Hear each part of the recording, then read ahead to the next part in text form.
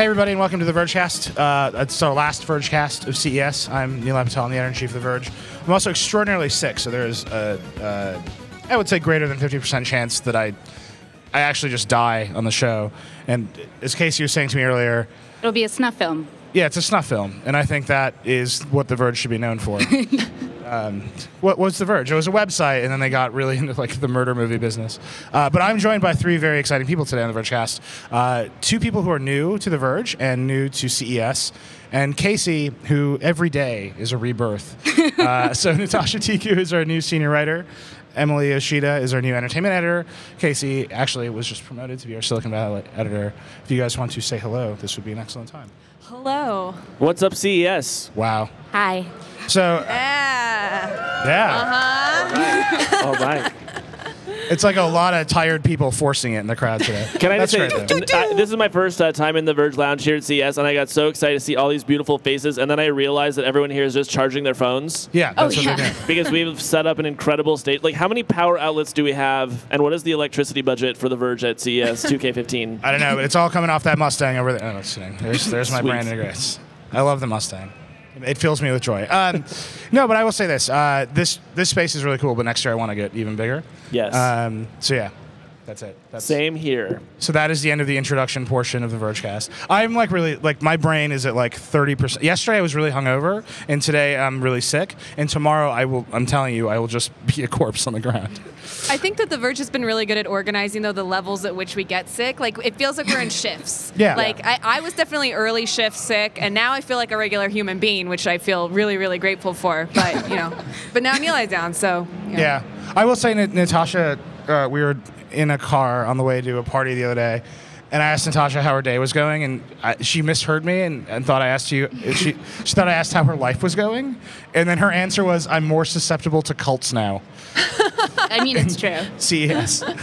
So hey, so the two of you are new. This is your first CES, so I'm just going to ask you straight up, Natasha, how is your CES? What is this like for you? It has been very disorienting. Even walking to find this lounge for the second time, I got a little lost. Went to a different giant tech corporation entrance. It's been actually, though, really fun, too. Like, I am getting really excited about a lot of the people who are talking to me, and I've been able to do some really fun things. I just watched Richard Branson give away 10 tickets to his private island at a startup contest. Like you did. Not in person, but... And I think that's a trap, by the way. Whenever a mysterious billionaire invites you to his private island, we've seen this movie. You will be hunted for sport. I mean, it's Branson, though. He'll do it in a super handsome way. And that's what makes it so terrifying, is how good-looking he is. Well, it's kind of Wait.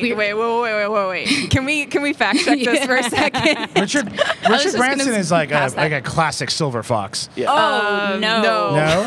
wow. Sorry. All right, name a literally more like attractive billionaire than Richard Branson. I don't even know. I don't even know the state of who's a billionaire and who's not. Like, you could tell me that Ryan Seacrest is a billionaire. Not that he would be my first choice. That's just the first person who popped into my mind. Your subconscious just revealed your crush on Ryan Seacrest live in front of an audience of hundreds. I was saying, like, this is Nilay wanted stories. Okay, so I went to the iHeartMedia panel. I think it was yesterday. I have no concept of time anymore. And I was in the second row, but in the first row was a lady. And this has made me completely not self-conscious about what I decided to take pictures of. She had her camera just fixed on Ryan Seacrest the entire time for an hour. She has an hour of uncut footage of Ryan Seacrest sitting, and I'm like, that's dedication. I don't know why she's here for CES. I guess just for that. Can you imagine rewatching that? I know. What are you gonna do with it? Like, wow. There he is again. It's like Cool. That's all. Do you guys want to watch my Seacrest movie? It's an hour of him sitting quietly. Oh, maybe it's like you can project it, like get one of those like new fancy projectors. He's in her house. Yeah, in the corner in the living room. Look, That's what's in her Oculus Rift. Is just Ryan Seacrest. In both eyes. Yeah. Let's give her the benefit of the doubt. This could be very high concept, right? Andy Warhol famously shot a 24-hour movie of the Empire State Building, right? Maybe this is an elaborate commentary on celebrity. That's just an hour of iPhone footage Here's of what Ryan I know Seacrest. about CES. That's generous of you. Nothing here is an elaborate or thoughtful commentary on anything. Like truly snap. deep in my heart, I'm aware of this fact. Well, It's clearly, elaborate.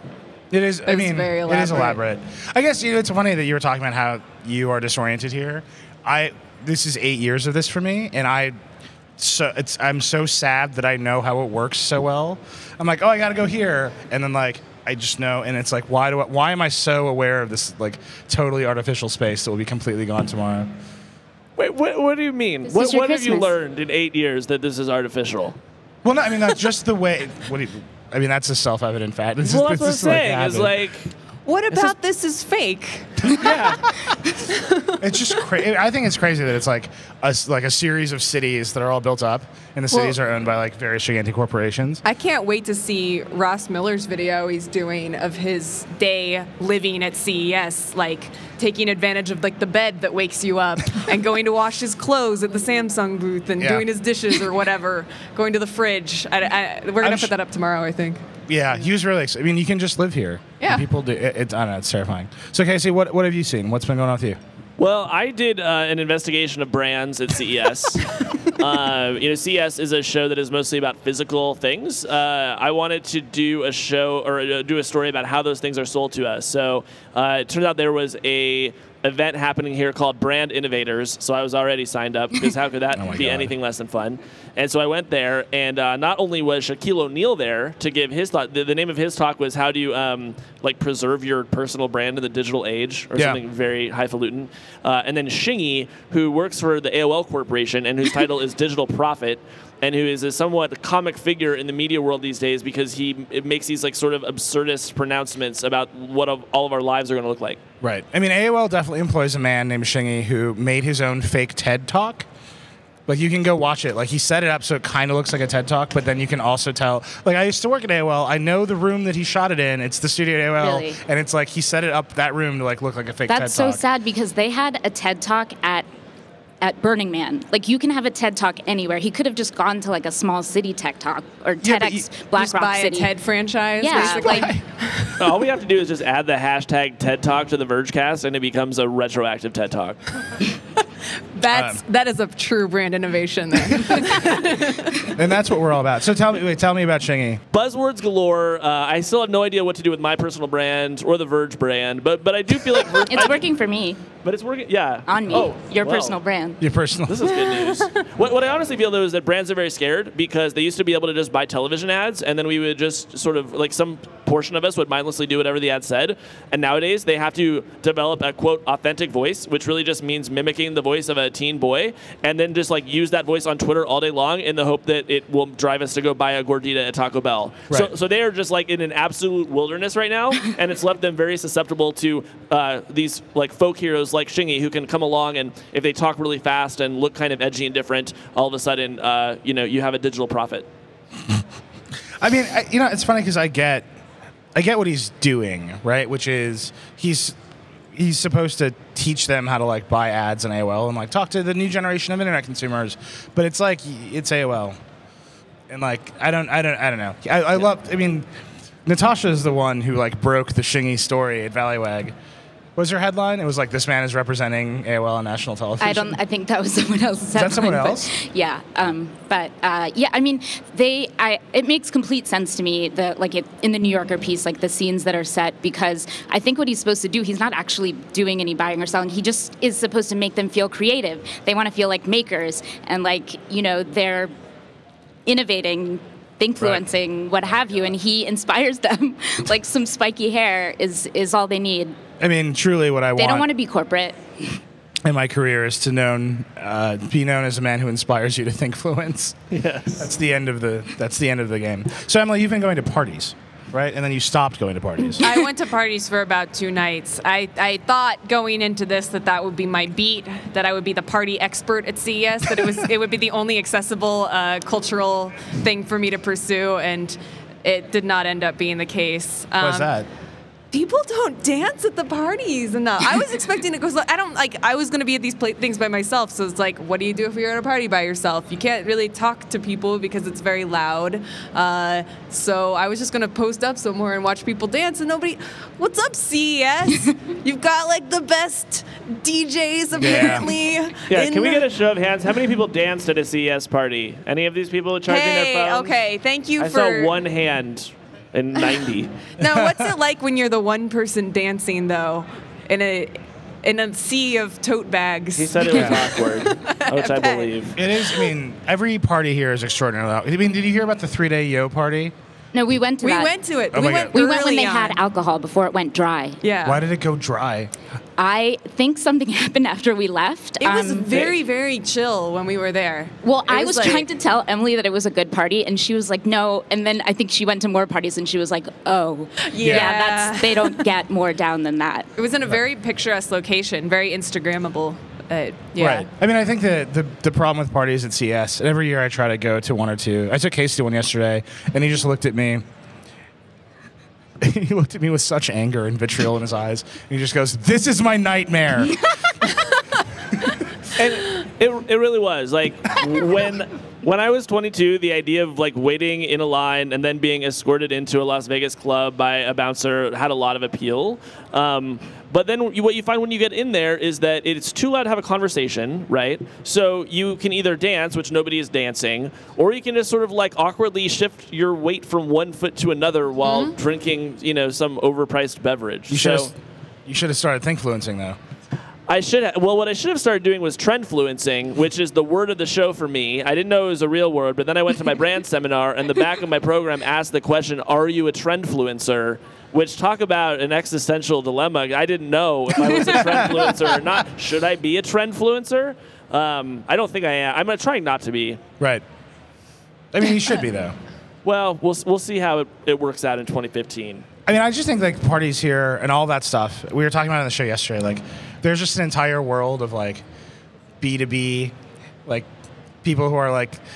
I actually really want to write this piece. There's a whole subculture of like suits who are bad at Twitter, and they just like they just hashtag like Cisco at each other all day long, and like it's like links to like B2B networking, Yes. and that's the parties, right? Like. I think most of the people who come here and want to go to a party, they don't care what the party is. They don't care where the theme is. They don't really even care like what the club is. It's just like, can they get like enough free liquor to make them feel like they had a big night out while they were here in Las Vegas? Like that's all most people want. I think that's why they're not dancing. Which is totally valid, Yeah. I want to say. Yeah. Because you need the booze. I guess. I mean, yeah, why not? If you're here, if you get to come to Vegas one time a year, and there's a reason for you to go out, then why not? I mean, the only times I've gone to clubs here when I'm working or doing a story or something, so, I think we're underselling the amount of partying that happens. I just think we're like the Yo Suite was little because it was 7:30. We walked in, and the smell of marijuana is just like wafting towards us. Robert Scoble is wearing a like hat, a trucker hat with a blinking Facebook like on it, and this is at 7:20 in the evening. So like, and they had red wine and white wine, and then apparently something happened that made them go dry the next day. Yeah, the so Facebook people post- are partying There in was the a suites, I Yo-hibition. think. Yeah. the Yo-hibition. Did you see there were like this couple met on Yo? And I just like could not figure out like how is that possible? Draw me a diagram. Wait, you looked really skeptical of this. Well, I did. I interviewed the CEO of Yo while I was there, and he did. I did not realize that they had made some changes. One of which is you can send your drop pin, send your location. So maybe, like, they sent it to a random person. So you just know you hit it off and you want to meet somebody Yeah. based on your crackling conversation. And on like Yo? he was mostly talking to me about brands. He Which thinks can the literally Verge only brand should be consist on of the Yo. word Yo. Yeah. What could the Verge brand do on Yo? Well, as he told me, you should not be yoing more than once a day. This isn't Twitter. So what they do is you can tweet a link, Okay. and that is what BuzzFeed and CNN and various things are doing. Huh. Yeah. So, And the TV We'll get had like Sam a on good that. evening, Robert Scoble. oh my God. I mean, On a suite. every party I've been to here, and I like going. I mean, I enjoy parties. And Casey knows this. Same. Yeah, I Every- can't confirm. Every year I end up like just randomly getting into a limo and driving around, and then the next day I'm wrecked. And so last year was like a way bigger party scene for me, and then this year has been a little bit quieter. But it's funny. This is better. Huh? It's quieter. I said quieter. Better is objective. I think CS is like it just is. It is this level of itself and no further. So what else have you guys seen? Casey, anything cool that you've been looking at? Well, look, the big buzz of the show over the past day has been the Belfie stick, we were just getting comfortable with the selfie stick, which is, the stick that you can put your smartphone in and then you hold it and you can sort of get some better selfie angles for yourself. But somebody made, and is selling for $80, a Belfie stick, which is for taking butt selfies. Have there been any Belfie sightings at CES? I haven't, and it's my absolute greatest regret of the show. So you didn't purchase one? Is that it did not. They're all sold out. For right now. Oh, really? Yes. But, yeah. You say that like you were the one who bought all of them. Natasha's like, I bought 100 Belfie sticks. Did we confirm that it's, okay, you confirmed that it's real. I think that it's just like a really good idea for the selfie stick people, because then there's something more ridiculous, so that you actually, I feel totally fine. Like, as soon as I go home, I'm going to buy a selfie stick. A selfie stick is a professional tool. It's less money. I see people, all these people, I feel totally justified. It's normalized. The Belfie is now the new move. low. Right. Yeah. Or the new ultra. This is a good general question. What gets normalized for you at CES that you have to get used to once you go back to the real world? Yeah. How will re-entry be? Yes, how's re-entry? Rock? We will probably all just burn up on descent. No, I mean, this place is so, like, the idea that every person I talk to, I immediately, like, look down and, like, evaluate their career before continuing a conversation. Like, that's just a week of behavior that I have to unlearn every single year. Where I'm like, oh, you work for Sony. Oh, you're interesting. I'll go ahead and continue talking to you. Mostly because I'm really bad at faces and names. So I find CS to be an environment in which I can succeed. So do you know what the colors stand for? Because I realized that I have not been paying enough attention. Oh, yeah, the colors are like, so they're classes of warriors and orcs. Okay. No. It's like press and analysts and buyers. Charisma level. Right. It's basically like who will provide you with money and then who will try to trick you into saying something you shouldn't have. Like analysts and buyers, like they represent Guess money. which side we're on. We're the evil ones. So you know what? Actually, Emily, you were telling me you tried the Oculus. Oh, yeah. So Ezra Klein was here, and he apparently was like super into the Oculus, and then you are not, which I think is wild. Well, no, it's not that I'm not into the Oculus. I just think the experience I had was not ideal, but that is probably, I'm the entertainment editor at The Verge, and like there's very few stories here that I think like squarely fall into my area of interest, and the way that Oculus can be used for the motion picture industry is one of those things. And so so I went to go check out the demo of the Wild Oculus experience, which is a very interesting, it seems like a joke, but then you think it's actually really interesting to try to do emotional storytelling with the Oculus instead of this like whiz bang, like Interstellar type stuff. Right. And remind me, like Wild is like Reese Witherspoon, and she's just set loose in the wilderness. She's so it's based on Cheryl Strayed's book where she does the Pacific Crest Trail. It's like 1,000 miles or something like that. She literally walks 1,000 miles, like the song. This Oculus experience is getting to super date the weird. Proclaimers. Yeah, no, exactly. So yeah, it's a scene. It's a few minutes, but you're basically in a stationary place in the forest, and you see Reese Witherspoon walk up to you, and she takes a rest on a rock and has this conversation with basically the ghost of her mother, played by Laura Dern, and it's very interesting. It's like very interesting to see how that works, where you're not flying a jet through space or whatever. But I think the environment that I was in was a little loud. I think so much of that actually, for it being Oculus and being virtual reality, so much of it is still dependent on the audio experience. Right. And I was, I could hear people yelling in my ear throughout the whole thing, which kind of doesn't really do the trick. But I'm really excited to see how that evolves. Like that, if I came next year, that would be something I would definitely want to check up on. And how much freedom do you have to look around? Like, could you do they film it in 360 degrees so you could turn around and not even be looking at Reese Witherspoon? Yeah. It's a 360 degree. It's like which is always a choice I choose. That's why I prefer to watch Wild. Yeah, well, it's so weird. I was talking about this with Ross, who I went to go see it with, and we were like, it's so strange to actually have this, because I didn't see the Interstellar one, but I don't think there were any people involved.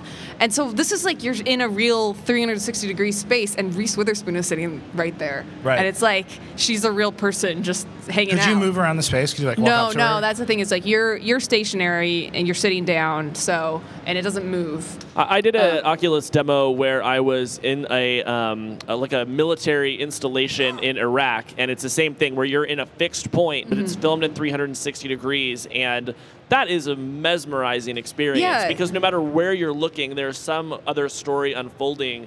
Which for a filmmaker is going to like pose some really interesting challenges. And I was also saying, like, it reminds me for me the most compelling example of what filmmaking will look like in the future was in Her. The like 3D projection that he had in his living room, and this is basically that, just on a headpiece thing. And yeah, the idea of having something going on around you like everywhere, and you can kind of decide what you want to focus on as a viewer. That's super interesting. It's like it's like advanced stage or something, theater or something like that. My dream like Oculus thing is like a murder mystery. Right, like where you a bunch of people, like an Agatha Christie. Like there's like a bunch of people in the house. There's a murder, and you can like run around the house and like watch all the timelines and like see who's. Oh yeah. Well, what is that show in New York where you sort of walk into the house? Sleep No More. Sleep No More. That's basically what I'm. Right. Like, let me experience that. That would be fantastic. Yeah. No. Right. I mean, I can't wait to. I mean, the technicality stuff aside, I mean, I think that they're focusing on the right things. If it was just effects stuff, I think that would kind of go down the same route that a lot of 3D stuff goes, where it's just like, oh, great, it's great for filmmaking, a very specific kind of filmmaking. So, right. Well, in the Wild thing, didn't they included the worst part of the movie, which is like the CGI fox. Like in the movie, it looks fake, and then they put it in their fake world. See, it was so loud. Simulacrum. It was also fake. Layers of fake. It was so loud in the room, I didn't even hear the audio cue that makes you turn around and look at the fox. So I missed the fox. So I want my money back. The fox. No, I mean the thing with that, Addy wrote a piece about this today. Everything with Oculus is a demo. It's just it's nonstop demo after demo after demo, and the only people who are like really interested in making anything for it are like basically like brands and entertainment properties that are like, here's a gimmick, and then you will like engage with our movie a little bit because you're gonna wear this headset that you otherwise wouldn't buy. And I think until you like click over and you start making things that people want to watch at home, which I think that's the dystopian future, is like me sitting at home on the couch with my wife and both of us are wearing headsets and like watching something together in like totally isolated ways. I mean, I fear for that future, basically. Well, I like that they don't want to, I mean, maybe it's going to be like a failure at the end, but I like that they don't want to release a half-assed product or kind of take the market. I went to this, like all these glass heads before they shipped in every model of like augmented reality eyewear, like starting back through the ages, and they had some people, I mean, these were like the middle manager kind of people. It was just in this one room, and just looking at all of it, it was so interesting. It was just all poorly timed and sent to the wrong people. Like in one case, they gave it to Toyota, like car mechanics, so that when they're under the car, they can see it, and then nobody used it. Right. So I don't mind if they want to like figure it out a little bit. It's been tried so many times. Right. But the question is like, is Oculus a product that is just going to be perpetually 6 months away? Right. I mean, so you tried the Gear VR, right? And you had very strong opinions about that one, because I think that's the future, right? Like, I'm never going to buy like a dedicated headset. I am completely involved. Like, I think the right idea is I'll buy a big phone and like put it in there, and it will help me do this thing. Right. Because I like the idea of buying a $700 headset that like runs some software.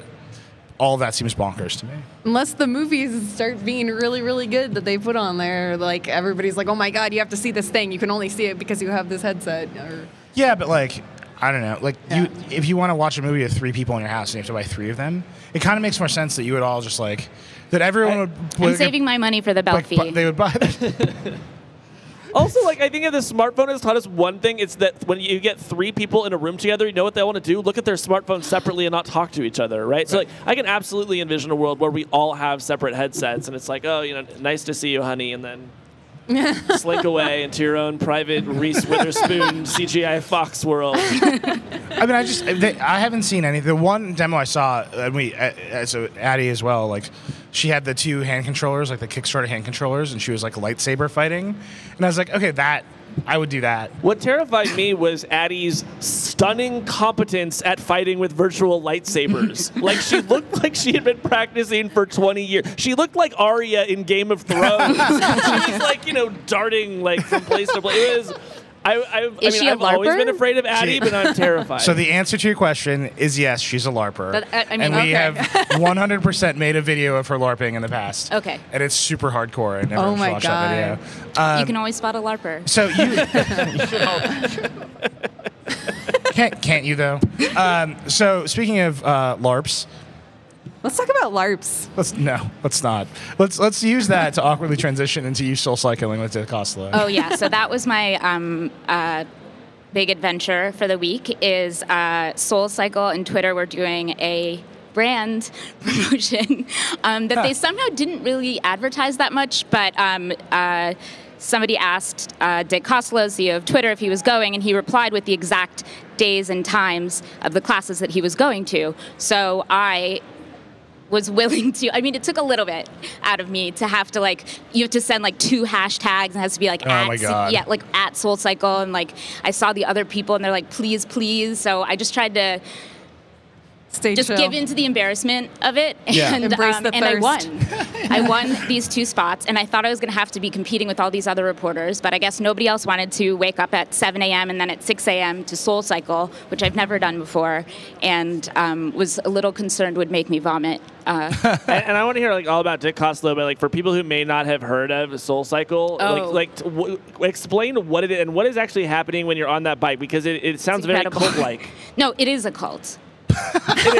There are religious Street overtones. Such religious, Fact, but like it's a cult. I am a rabid atheist, but I fell for it. Like I am like praying at the Church of Soul Cycle. What's different about it than spinning?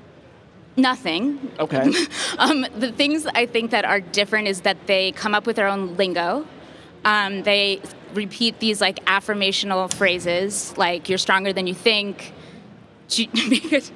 You have to turn the resistance, like they're constantly the whole time trying to get you to turn your resistance knob harder, and to do this they just tell you you're stronger than you think, like no one else can tell you how strong you are, and you just like you believe it. And right. I like did it. I thought like, oh, it would be so easy to cheat. I mean, even though like Dick Costolo could see me, but I didn't. I didn't want to cheat. And were you worried that he would be mad at you if you were cheating?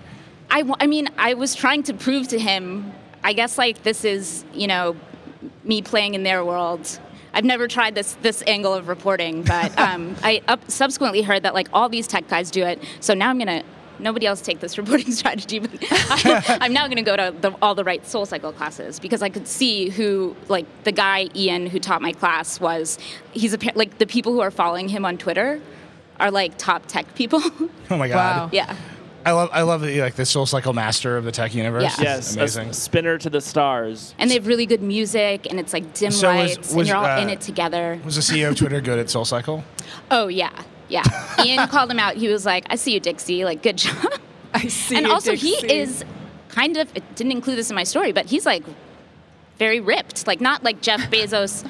Sun Valley, Idaho arms. I feel like that's always the picture that comes out of Sun Valley is like Jeff Bezos' massive guns. He's not like that. He's more lithe, but very fit, and I think was very surprised that I was able to make it through the class, which is a valid prediction. I love the idea that like in both of your minds, it's like this sort of like passive-aggressive war that's happening, where like neither is acknowledging the other, but in reality, you're sort of like trading glances whenever the other person looks away. Oh, well, what I tried to do is pretend I was taking pictures through all the rooms so I could take a picture of him, and he was like looking right at me, and I was like, okay. Yeah, that's not the first time somebody's tried to sneaky pick Dick Costolo. Okay, you don't get to be CEO of Twitter without knowing who's sneaky picking you. Yeah, that was me. Let's stop for 1 second and just examine the word sneaky pick. Okay. Okay. That's so better than a creep shot. A sneaky pick is a creep shot. I mean, I guess it's like basically the same thing. Yeah, what's the difference? Is it non-sexual? Yes. Is a creep shot inherently sexual?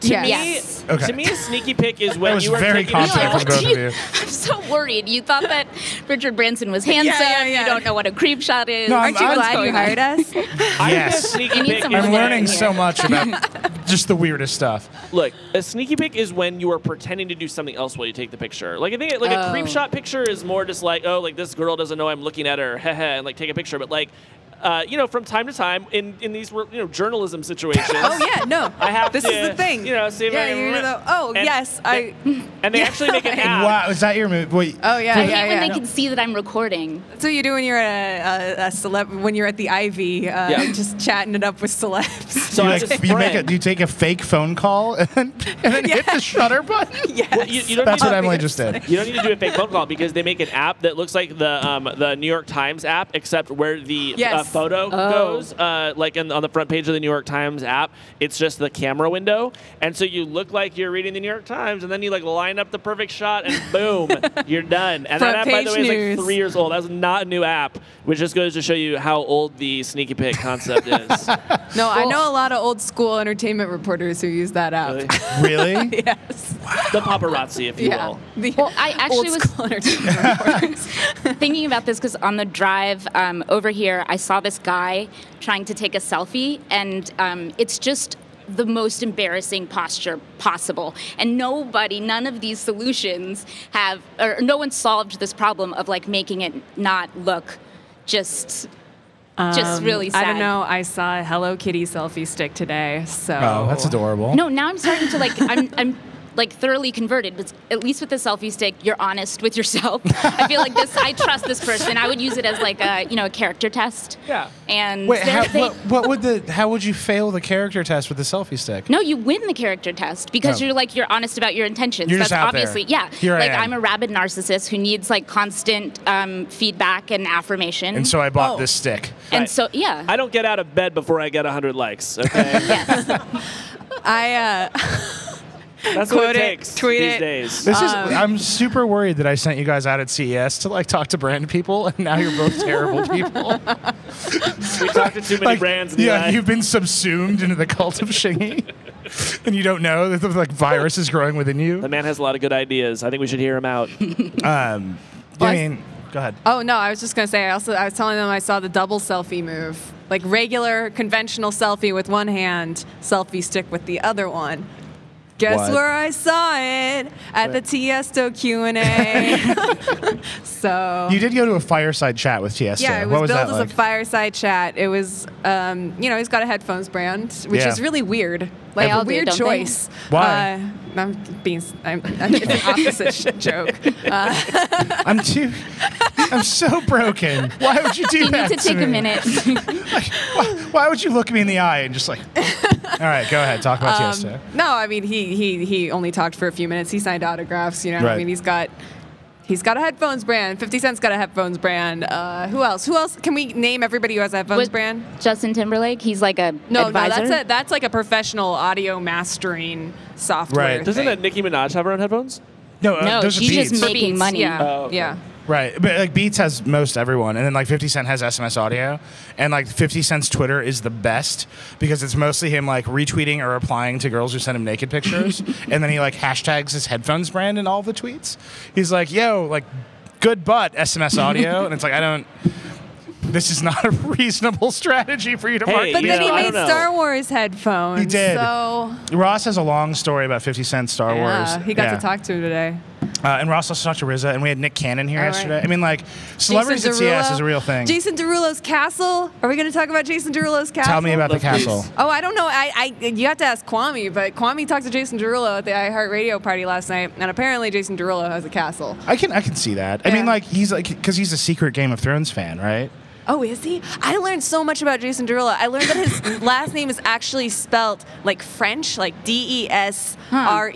DESREAULEUX or whatever. It's crazy. I don't think that.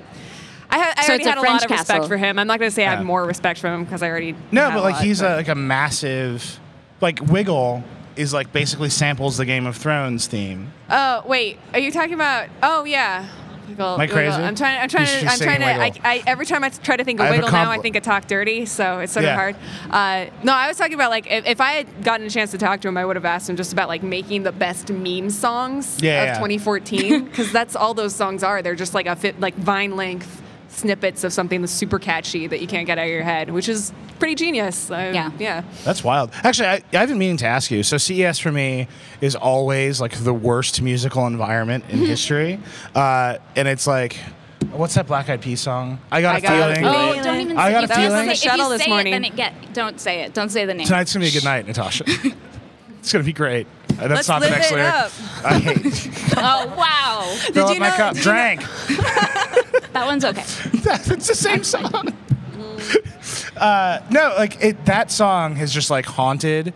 Like many like massive corporations were like led to believe that people would definitely have fun if they heard that song. Well, I've been going around Shazamming for a playlist the songs that they think will move product. Yeah. It's still better than 2 years ago because 2 years ago, every company had the Dubstep. independently hilarious idea that if they just played Gangnam Style at the right moment, everyone would go bananas. And it probably worked during the very first keynote. But like 17 keynotes later, you would just hear like, Oppa Gangnam Style. And the whole crowd would be like, oh my God. Misery. So wait, I want to hear from Emily about the music of CES because I feel like you care deeply about music. I do care a lot, and I've actually been surprised. I mean, I'd be interested to know the lifespan of a song and how often it has play here, like how long. Because I feel like I definitely heard some Avicii levels, which it seems like that's going to be on the downturn It's Vegas. now. Yeah, I guess. I mean, what did I hear? I've heard a lot of the Like, I've Ariana heard levels- Grande. Oh, what? Oh I said yeah. I've heard levels on the baggage claim here before. Like, it's just Las Vegas. Wait, what Ariana Grande song? Oh, the Ariana Grande, the Z Ariana Grande Yeah, song, that's "Break everywhere. Free."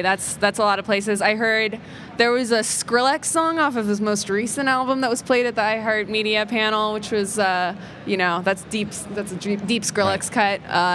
Which I felt proud of myself for recognizing. What else? My favorite is like they start all the press conferences by like just jamming tunes at you, and it's like you're definitely making decisions about how I should feel right now, and most of the decision you're making is like this group of like pretty tired business reporters or like tech reporters and like financial analysts.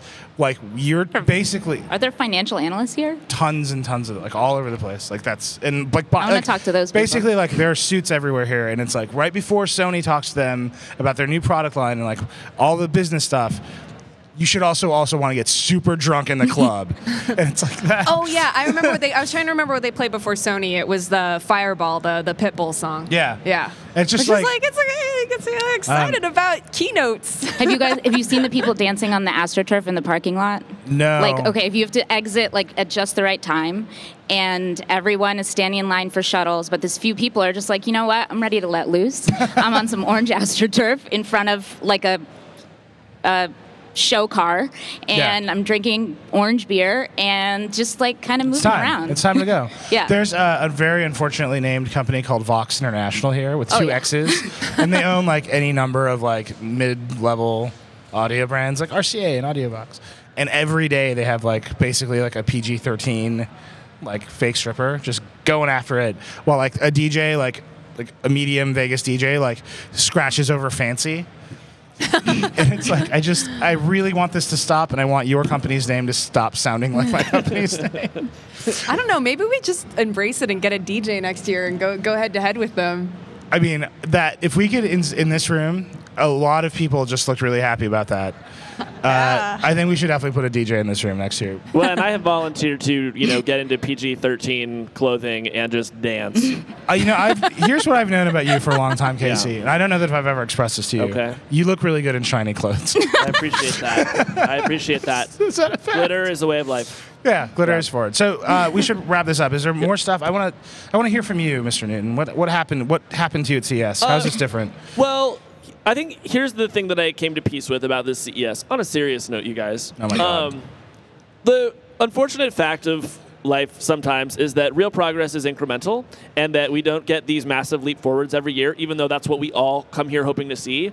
But watching this stuff, particularly around autonomous driving, I did get really excited, because that's technology that is going to save tens of thousands of lives in America alone every year. And man, it's coming really quickly. And it's not just Google who's doing it. Ford is making some Right. really interesting moves, Mercedes, BMW. So I love to see that. Like, that's something to genuinely get excited about. And as far as I'm concerned, they cannot spend enough money or hire enough engineers. Like, make that a reality. Make me not have to drive a car anymore. Yeah, I mean, the second I can buy one of those, I'm going to buy one of those, and I'm going to let it drive away while I get into a Mustang and like just rev the engine on my. No, I don't know. On the flip side, Internet of Things continues to be the most mundane of all technologies. Whenever the Internet of Things is described, it's always like, flip this light switch and it'll get your toaster going, right? Like, nobody can connect the dots in a way that makes me want to buy a single thing. People, at this Samsung presentation, when you wake up, we'll tell you what the weather is on your TV.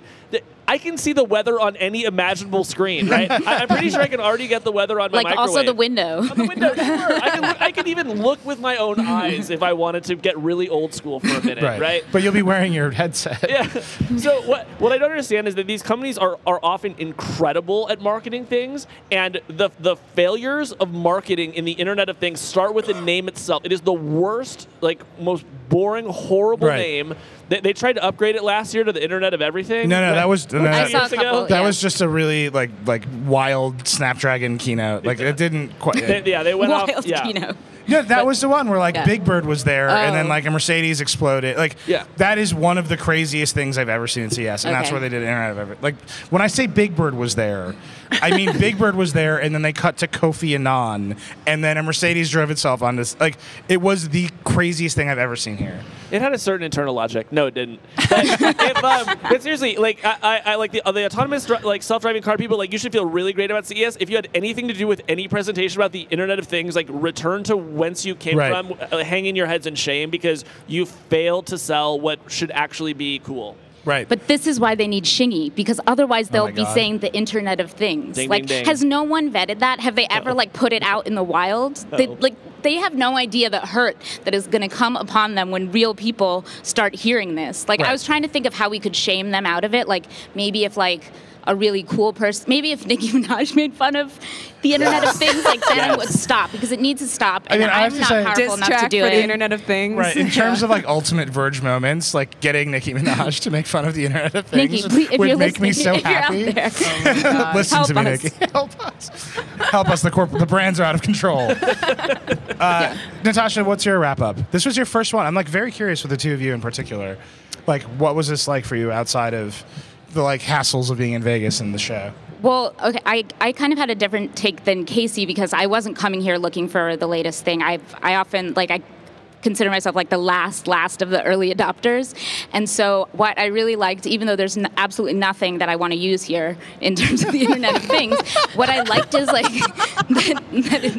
what I liked is that it's like actually being implemented. Like all of it seems like it could. I get excited when things happen. Like it's really frustrating when you write about software and you're downloading an app and no one else will play on it with you, and they don't realize that you have to have like a full engaged audience.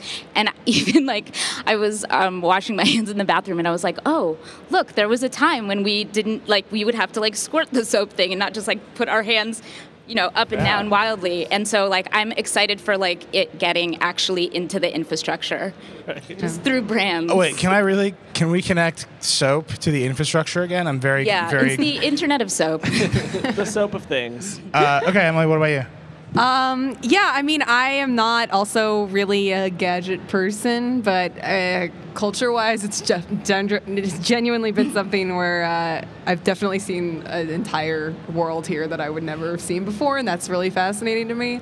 I think, I mean, I'm kind of with Natasha. Like, I think a lot of the stuff you see here, it's going to be the most interesting when you barely even notice it coming into your life, when it just sort of seeps in, and. Right. I don't know. I like that. Because I'm thinking, and I'm like, oh, the coolest thing I saw was like the 3D printed shoes, because I'm a girl, I guess. But it was cool, you know. And it's like, but the idea of like, you know, finding new ways to make things or finding new ways to just park your car. Right. That's all interesting. It's not stuff that I'm like gonna want to be on the first line of when it comes out, but like when it becomes a part of our lives, it's gonna be the future. Cool. I think it's this. For me, what this show is always about is it's just about screens, and like the screens wax and wane, and it's like, what are you going to put on these screens everywhere? And like there are no, like I've been saying it, it's crazy to me that there are no tablets at this show. Like that was going to be like the main screen in our lives, and we're like, I would go to TV conferences and like I would hear TV executives talk about how they were going to build second screen experiences so that you would definitely be holding your iPad while you watched a TV show, and it's like, well, that definitely didn't pan out because nobody wants to do that. Well, babies love them. Babies love iPads, so maybe they could just like find a new product market fit Right. make it a baby toy. There's one like right over there. The only tablet here is like a kid's tablet, right behind our booth. No, it's just funny because like I look at this show and what happened was these phones ate everything. Like they literally ate everything and they got pretty big, so nobody buys tablets anymore. And now it's like there are TVs everywhere and those screens are going to be computers. And it's crazy to me that we are better at putting a computer in a car and making the car drive itself, and we still can't figure out like how should we watch television? Like that's still like a pretty hard problem that this industry has been trying to solve for like 30 years. And they like literally like cars are driving themselves now and the TVs are still like Maybe because it's not a problem. I can watch television. Well, I mean, yeah, it's so hard to improve on button and then up down and instant delivery of show. Yeah. It's hard to improve upon that. That's like the whole lesson of Google TV is maybe we they should could not improve on TV. Reach the top and they should stop. We're good. Give Some up, of these humanity. booths, I've innovated shut it all for you. down. Shut it all No, down. you've reached peak. No, but that's to me that's the question, right? Like you would never say that about a phone. You would never say you can't improve this basic experience of like using a phone. No, I like, love my phone. You're never getting a new phone, Natasha.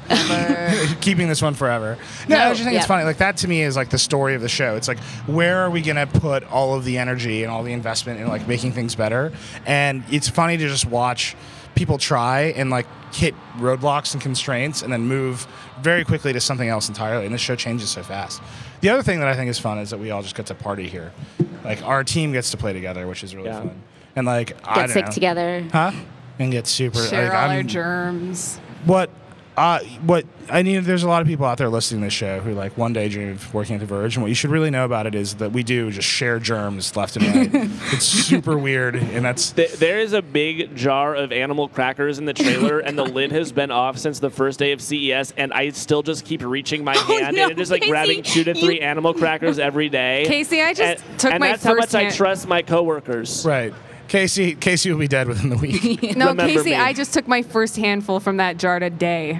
Oh my god. Not bad, right? I Well, think I'm gonna go we're- back to Not the bad. trailer and touch all the animal Yeah. crackers.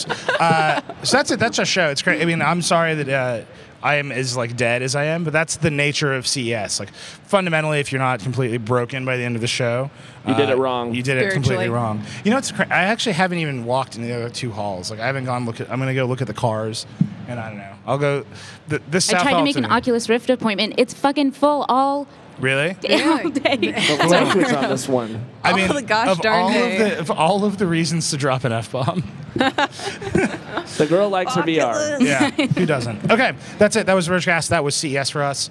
I hope all of us remain alive over the next few days. Thank you for listening. Thank you for the people who are downloading the show. Thank you for listening.